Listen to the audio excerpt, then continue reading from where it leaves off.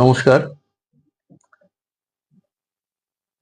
সনাতনী জ্যোতিষশাস্ত্রে রাশিচক্র নিয়ে আমরা যখন আলোচনা করি, এই রাশিচক্র আমাদের ভাগ্যের বা আমাদের জীবনের সম্পূর্ণ একটি ইতিহাস বা সম্পূর্ণ একটা কাহিনী এই রাশিচক্র থেকে কিন্তু আমরা বের করতে পারি, যদি বিচার আমরা সঠিকভাবে করি। মূলত আমাদের যে সনাতনী জ্যোতিষশাস্ত্র রয়েছে, সেখানে রাশিচক্রের গুরুত্ব সবচেয়ে বেশি। একটি রাশিচক্র থেকেই একজন ব্যক্তি সম্বন্ধে, তার জীবনের উত্থান পতন, তার জীবনে কতখানি শুভ ফল আসবে, কতখানি অশুভ ফল আসবে, কি ধরনের বিপদ বাধা আসতে পারে, রাশিচক্রে বিভিন্ন গ্রহের অবস্থান এবং তার ডিগ্রিগত অবস্থান থেকে কিন্তু আমরা ধারণা করতে পারি। মূলত একটি রাশিচক্রই আমাদের জীবনের প্রায় 90 ভাগ বিচারের ক্ষেত্রে কাজে লাগে। এখন আজ আমি যে বিষয়টি নিয়ে আপনাদের সামনে এসেছি, সেটি হলো যে রাশিচক্রের নিরিখে দেখা যায় যে একই ধরনের রাশিচক্রের কিছুটা গ্রহের অবস্থান বিভিন্ন মানুষের মধ্যে রয়েছে। ধরা যাক, বহু মানুষের দেখা যায় যে রাশিচক্রে কোনো একটি গ্রহের অবস্থান একই রয়েছে। ধরলাম বৈশাখ মাসে যাদের জন্ম, বৈশাখ মাসে প্রত্যেকের রাশিচক্রেই দেখা যাবে যে রবি গ্রহ মেষ রাশিতে রয়েছে। তাহলে কি তারা সবাই রবির ক্ষেত্র থেকে বা রবির গ্রহের নিরিখে একই ধরনের ফল পাবেন? তা কিন্তু নয়।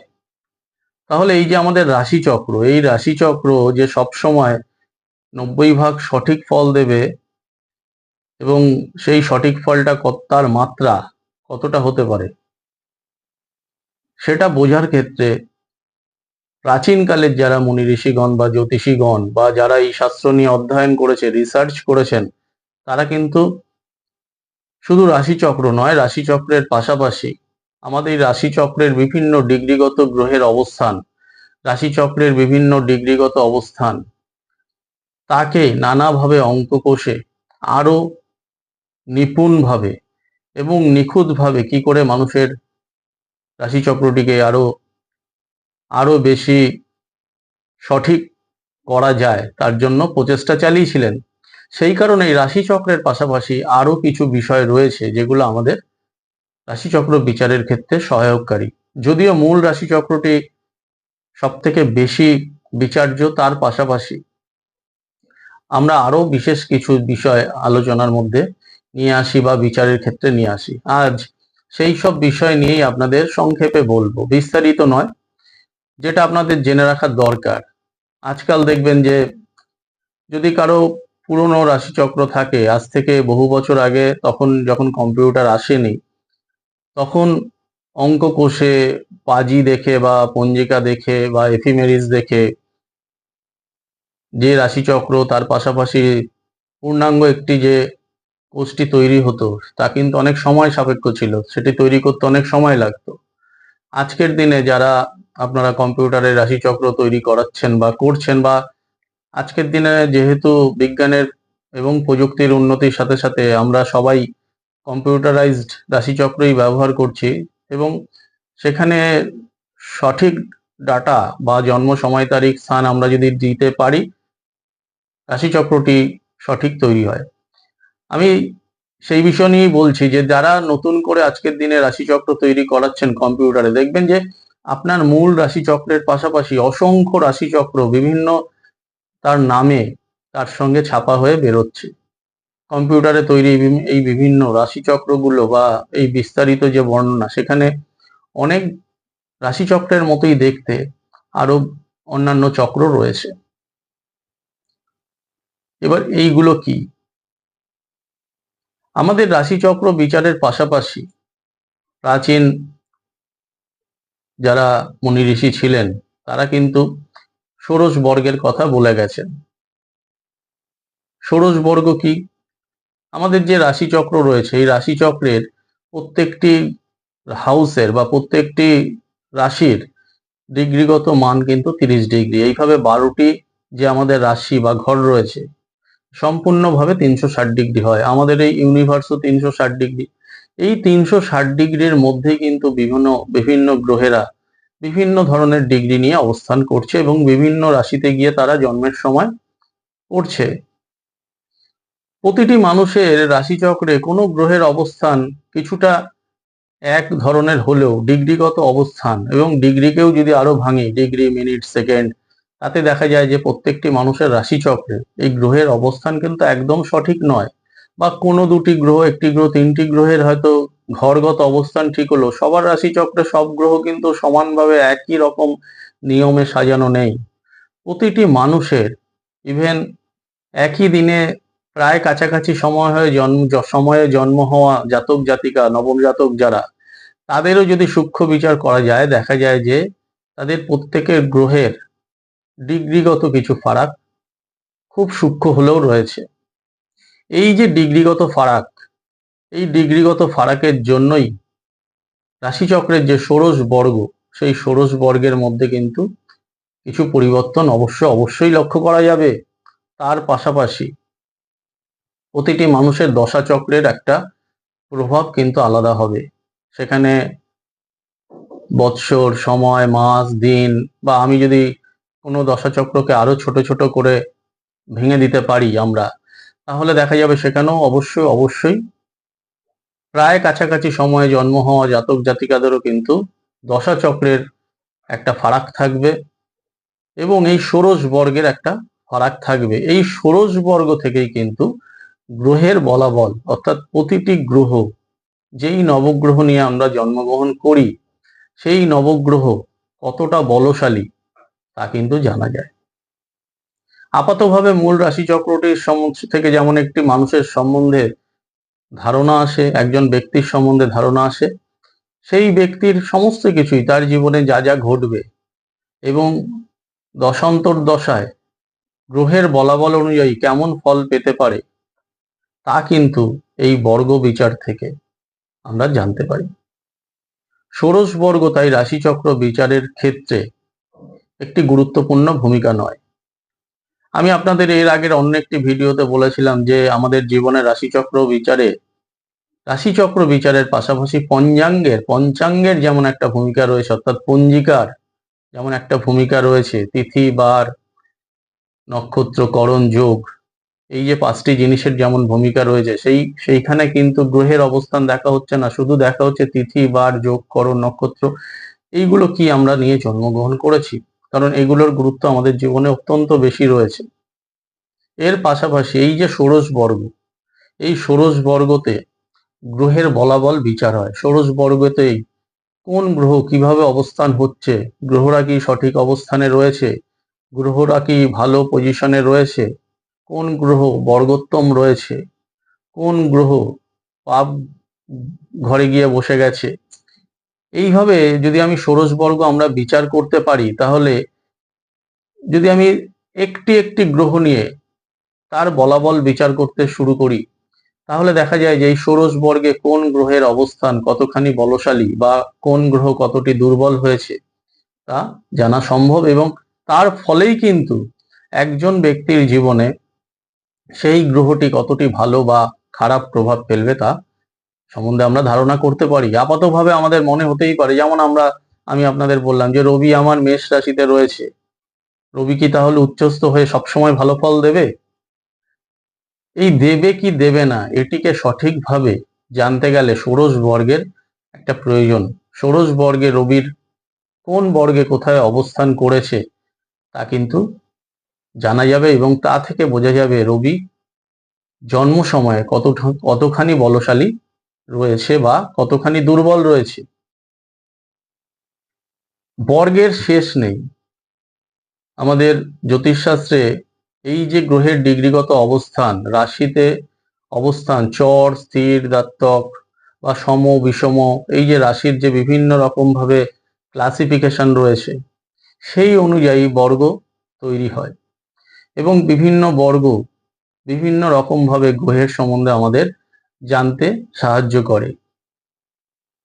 এই বর্গ বিচারের বিভিন্ন পদ্ধতিতে অনেক ধরনের বর্গ আমাদের জ্যোতিষশাস্ত্রে ঠাঁই পেয়েছে, এবং যদি সঠিক বিচার করা যায় দেখা যায় যে প্রত্যেকটি বর্গেরই কিন্তু কিছু না কিছু প্রভাব আমরা অস্বীকার করতে পারবো না।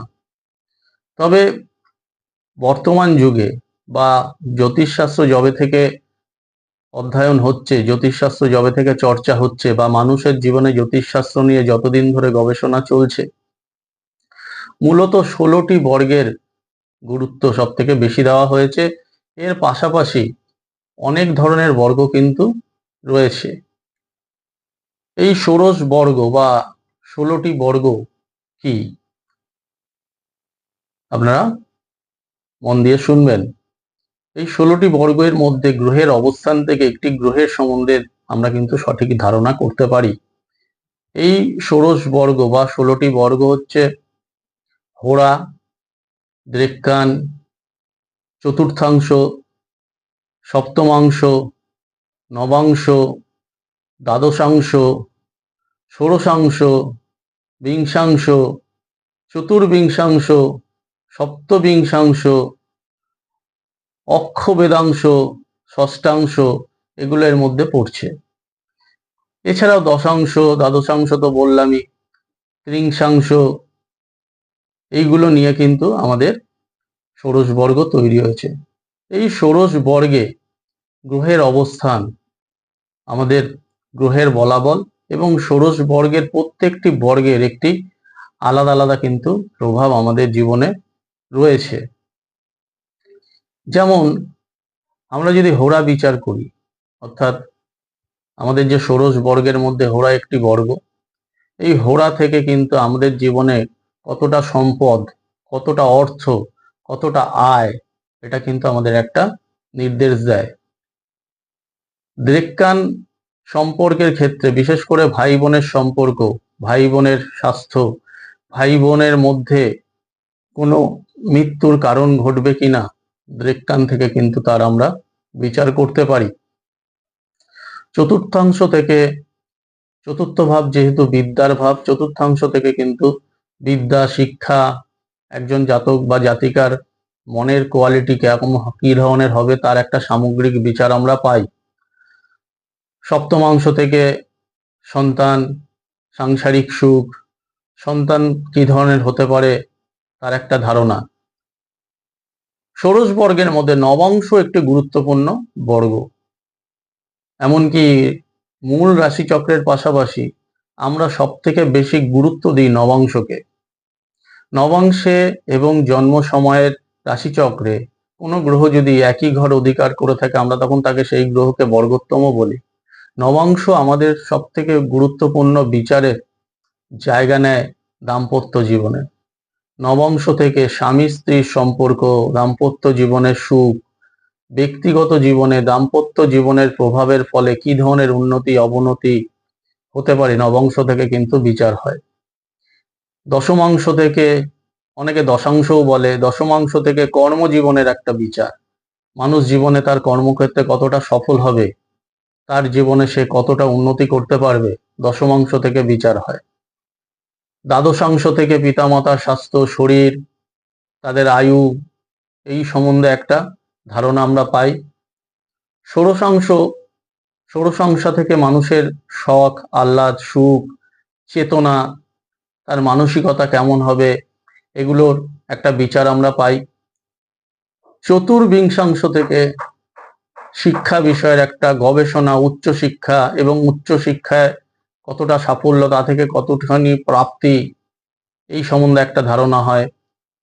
বিংশাংশ থেকে, বিংশাংশ থেকে মানুষের জীবনের আত্মিক উন্নতি বা ভেতরকার মানুষটার কতটা উন্নতি, আধ্যাত্মিক জীবনে অর্থাৎ ঈশ্বরের সঙ্গে যে অ্যাটাচমেন্ট, সেক্ষেত্রে কতটা উন্নতি, সেটা কিন্তু আসে। সপ্তবিংশাংশ থেকে, সপ্তবিংশাংশ থেকে আসে মানুষের জীবনে কি ধরনের হঠাৎ হঠাৎ বিপদ আসতে পারে, হঠাৎ হঠাৎ কারো জীবনে কি ধরনের বিপদ নেমে আসতে পারে, হঠাৎ করে কি দুর্ঘটনা ঘটতে পারে, ব্যয় বেড়ে যেতে পারে, অর্থাৎ ভাগ্যের একটা নেগেটিভ সাইডকে একটা ধারণা তৈরি করতে সাহায্য করে সপ্তবিংশাংশ। ত্রিংশাংশ থেকে বিচার হয় মৃত্যু, ত্রিংশাংশ থেকে বিচার হয় শত্রু, ত্রিংশাংশ থেকে বিচার হয় মানুষের স্বাস্থ্য, রোগ। এছাড়াও বহু ক্ষেত্রে স্ত্রী জাতির চরিত্র বিচারের ক্ষেত্রে কিন্তু ত্রিংশাংশের একটা গুরুত্ব রয়েছে। অক্ষ বেদাংশ থেকে মানুষের জীবনের চরিত্র, মানুষটির চিন্তা, মানুষটি কতটা তার মানসিকতা উন্নত বা তার মানসিকতা কতটা নীচ, তা বিচার হয়। আর ষষ্ঠাংশ এই সমস্ত বিচারের ক্ষেত্রে একটা সামগ্রিক ধারণা দেয়। ষষ্ঠাংশ বিচারও আমাদের নানাভাবে জ্যোতিষশাস্ত্রকে বিচার করতে সাহায্য করে। তাহলে এই যে হোরা, দেবকান, নবাংশ, চতুর্থাংশ, চতুর্বিংশাংশ যাই নিয়ে আমি বললাম, এগুলোর গুরুত্ব কিন্তু আমাদের রাশিচক্রে রয়েছে, জীবনের ক্ষেত্রে রয়েছে। এই সব বর্গে কোন গ্রহ কিভাবে অবস্থান করছে, শুভভাবে অশুভভাবে, এইভাবে যদি আমরা সূক্ষ্ম বিচার করে সমস্ত বর্গের, বিশেষ করে ষোড়শ বর্গের একটা সামগ্রিক ফল তৈরি করতে পারি, তারপর আসল যে রাশিচক্র, যে মূল যে আমাদের হরস্কোপ, সেই হরস্কোপটির ওপর এই প্রভাবগুলোকে একসঙ্গে পাঞ্চ করে নিয়ে, অর্থাৎ একটা তালগোল যাতে না পাকিয়ে যায়, কোন গ্রহকে আমরা দেখেই বুঝে ফেললাম ভালো তা না, সেই গ্রহটি কতটা বলশালী, এই ষোড়শ বর্গ বিচারের সমস্ত বিচারের থেকে অল্প অল্প অংশ করে নিয়ে যদি একটা চার্ট আমরা তৈরি করতে পারি, তাহলে দেখা যায় যে সেই গ্রহটি সম্বন্ধে যেমন একটা ধারণা আসে, এবং বিভিন্ন এই যে ষোড়শ বর্গের যে হরস্কোপ গুলো রয়েছে, ষোড়শ বর্গের যে একটি করে চক্র রয়েছে, এই ষোড়শ বর্গের চক্রগুলি কতটা উন্নত বা কতটা বাধাযুক্ত, কতটা সমস্যাযুক্ত, বা কোন বর্গে সব থেকে গ্রহরা বলশালী, সেই ক্ষেত্রে সেই ব্যক্তি কিন্তু সেই সব ব্যাপারে শুভ ফল পাবে। কোনো একটি বর্গে যদি গ্রহরা অশুভ থাকে, তাহলে সেই বর্গ অনুযায়ী যা যা ফল পাওয়া যায়, সেই অনুযায়ী কিন্তু একটা ধারণা তৈরি হবে। সাপোজ আমি বললাম যে হোরা চক্র দেখলাম, হোরা চক্র দেখে দেখা গেল যে গ্রহের অবস্থান শুভ নয়, তাহলে কোনো ব্যক্তির জীবনে হোরা চক্র যদি খুব একটা শুভ না থাকে, তাহলে তার অর্থ সম্পদ এইসব ব্যাপারে কিন্তু অনেক বেশি লড়াই করতে হবে, অনেক বেশি তাকে লড়াই করে অর্থ উপার্জন করতে হবে, তার ব্যয় বাড়বে। এইভাবে আমরা বিচার করব। নবংশকে সঠিকভাবে বিচার করলে দাম্পত্য জীবনে কতখানি সুখ, দাম্পত্য জীবনের ক্ষেত্রে নবংশ অত্যন্ত গুরুত্বপূর্ণ। আমরা একটি রাশিচক্র দেখে যদি দুম করে বলে ফেলি যে দাম্পত্য জীবনে সুখী হবে, তা না, কারণ নবাংশের বলাবলের ওপরই দাম্পত্য জীবনে কতটা সুখ অসুখ তা নির্ণয় করে। তাই দর্শক বন্ধুরা, আপনাদের বলবো অবশ্যই নিজের রাশিচক্রটি বিচার করাবেন, এবং নিজেরাও যদি বিচার করতে শেখেন বা আপনারা এই শাস্ত্রটি নিয়ে নিজেরা যদি ইন্টারেস্টেড হন, তাহলে বাদ বাকি যে বর্গগুলো রয়েছে, অর্থাৎ ষোড়শ বর্গ রয়েছে, ষোড়শ বর্গের বাইরেও আরো অনেক বর্গ রয়েছে, সেই বর্গগুলো নিয়েও যদি আপনারা দেখে নেন গ্রহরা কিভাবে অবস্থান করছে। এর পাশাপাশি আপনাদের দেখতে হবে গোচর ফল, বর্তমানে গ্রহের অবস্থান, গ্রহরা কিভাবে অবস্থান করছে, বর্তমানে কোন ঘরে রয়েছে, তার একটা প্রভাব কিন্তু অবশ্যই রয়েছে, সেটাকে ট্রানজিট বলে। এর পাশাপাশি আপনার জীবনে কোন দশা এখন চলছে, তাহলে এই দশা চক্র, ট্রানজিট, ব্যক্তিগত রাশিচক্রের ওপর 90% জোর দেবেন, এবং এই ষোড়শ বর্গ, এইগুলো নিয়ে যদি ভালোভাবে পুঙ্খানুপুঙ্খভাবে বিচার বিশ্লেষণ করে নেন, নিজের জীবনের সমস্ত ঘটনা, নিজের জীবনের উত্থান পতন, নিজের জীবনের এগিয়ে চলা, এই সমস্ত ব্যাপারে একটি সঠিক রূপরেখা কিন্তু আপনারা পাবেন। তাই ষোড়শ বর্গকে অবহেলা করবেন না, ষোড়শ বর্গকে অবশ্যই বিচারের ক্ষেত্রে প্রযোজ্য, এটি মাথায় রাখবেন এবং একে অবশ্যই গুরুত্ব দেবেন। পরবর্তী ভিডিওতে ষোড়শ বর্গের বাইরেও আমাদের জীবনে আরো বিভিন্ন বিচারের বিষয়বস্তু রয়েছে, তা নিয়ে আলোচনা করব। অ্যাস্ট্রোলজি অন হিউম্যান লাইফ চ্যানেলে আমি বিভিন্ন অনুষ্ঠান নিয়ে, জ্যোতিষশাস্ত্রই নয় শুধু, হস্তরেখা, বাস্তুবিদ্যা, সংখ্যাতত্ত্ব, এই সমস্ত বিষয় নিয়েই আলোচনায় আসি। আপনারা অনুষ্ঠানগুলো দেখবেন, যদি ভালো লাগে অবশ্যই আমার চ্যানেলটিকে সাবস্ক্রাইব করবেন, এবং অনুষ্ঠানগুলোর সম্বন্ধে কোনো কিছু জানার থাকলে কমেন্টস লিখবেন, আমি উত্তর দেওয়ার চেষ্টা করব। আর অনুষ্ঠানগুলো ভালো লাগলে অবশ্যই লাইকস দেবেন। আজকের মতো শেষ করলাম, নমস্কার।